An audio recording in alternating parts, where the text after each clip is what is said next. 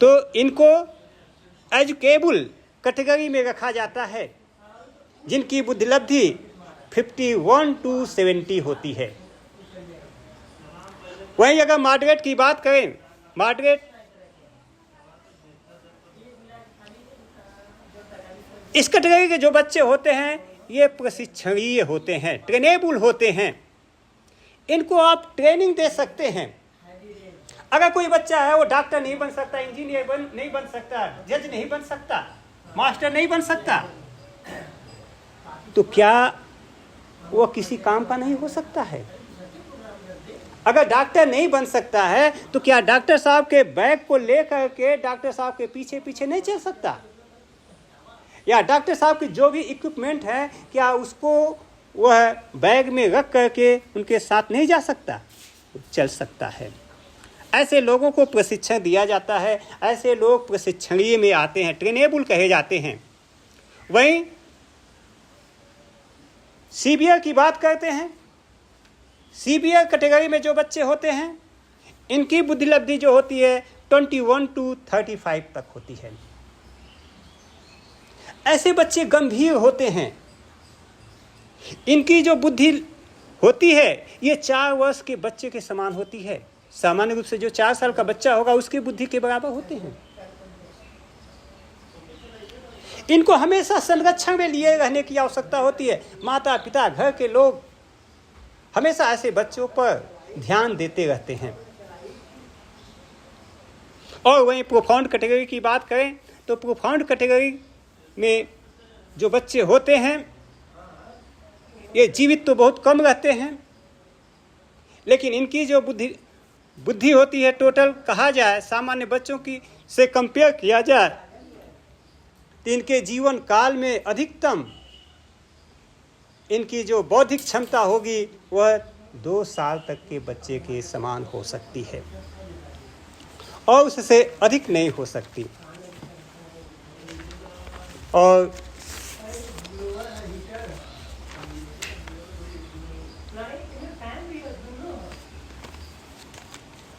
बौद्धिक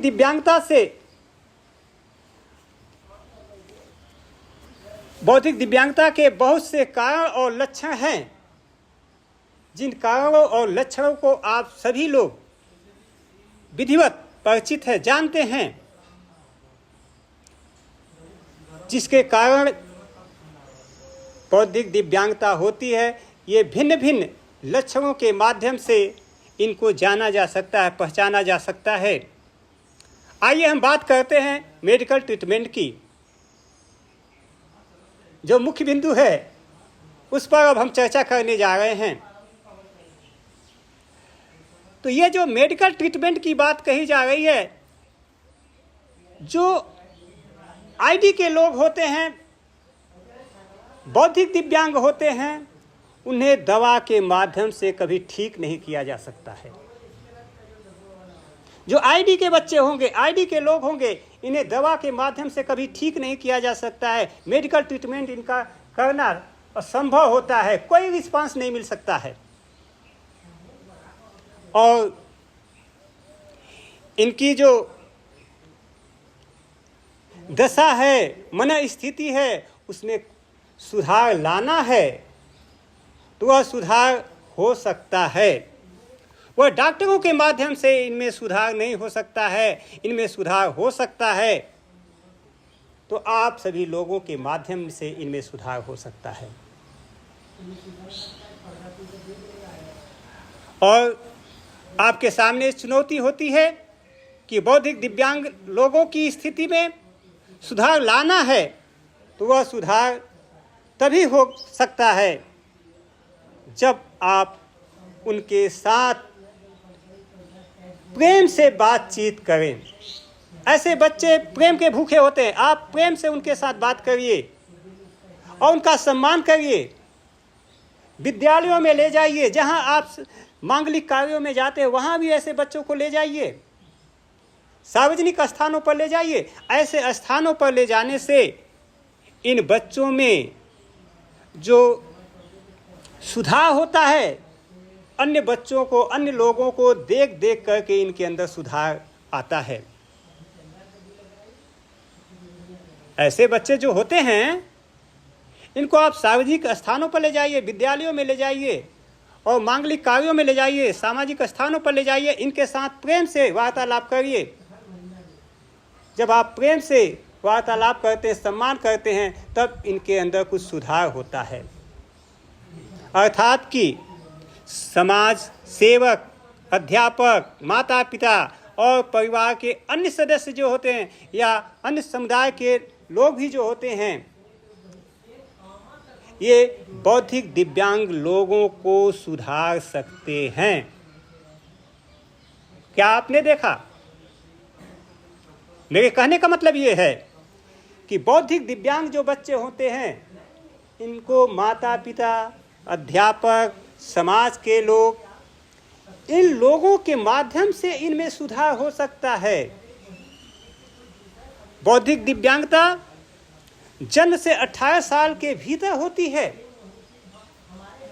जन्म के बाद, यूँ तो कहिए जन्म के पहले ही दिव्यांगता के लक्षण गर्भावस्था काल में ही आ जाते हैं, लेकिन वह दिखाई नहीं देता है। जब तक बच्चा जन्म नहीं लेगा तब तक कोई किसी को मालूम नहीं होगा, लेकिन ये लक्षण जन्म के पहले से भी आपको दिखाई देंगे। पहले से होंगे लेकिन वो आपको दिखाई नहीं देते हैं। तो ये बौद्धिक दिव्यांगता जन्म से 18 साल के भीतर होती है। ऐसे लोगों को मेडिसिन से ठीक नहीं किया जा सकता है। जो डॉक्टर कहता है कि हम दवा से ऐसे बच्चों को ठीक कर देंगे, और वह डॉक्टर नहीं, वह लुटेरा है। जो डॉक्टर ये कहते हैं कि मानसिक मंद बच्चों को हम ठीक कर देंगे, दवा दे करके ठीक कर देंगे, मेडिकल ट्रीटमेंट करके ठीक कर देंगे, वो डॉक्टर नहीं है, वह लुटेरा है इस समाज में। वह आपके पॉकेट का पैसा अपने जेब में रखना चाहते हैं।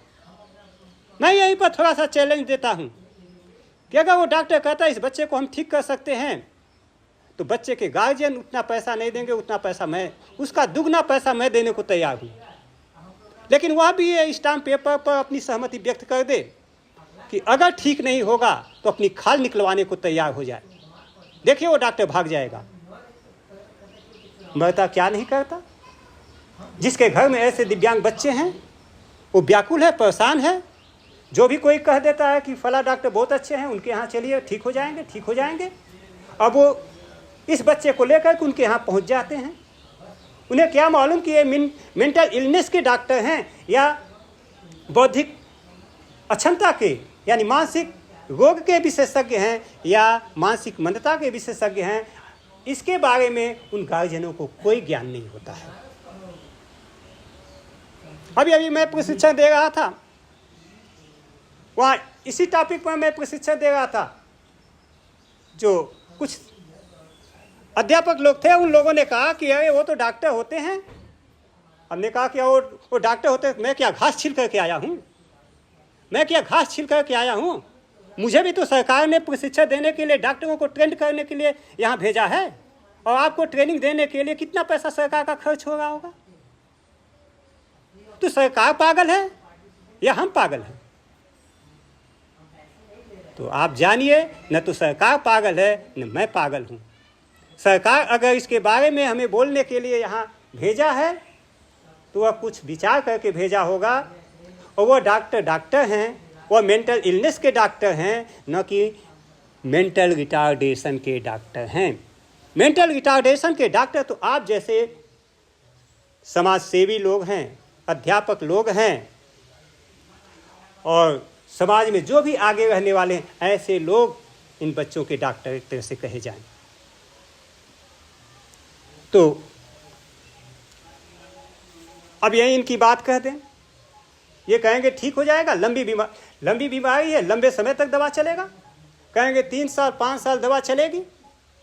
बहुत कोई किसी के घर में ऐसे बच्चे हैं वो बहुत पैसे वाला है, तो क्या कभी कभी एक ऐसी स्थिति आ जाती है, दवा ख़त्म होने के बाद दवा लाने वाला कोई नहीं होता है। पैसे तो हैं उनके घर में, लेकिन पैसे को लेकर के जा कर के दवा लाने वाला कोई नहीं है। पता चला कि उस दिन दवा उस बच्चे का नहीं हुआ। फिर समय बीतता जाएगा और आप देखेंगे ऐसे बच्चों में कोई सुधार नहीं आया।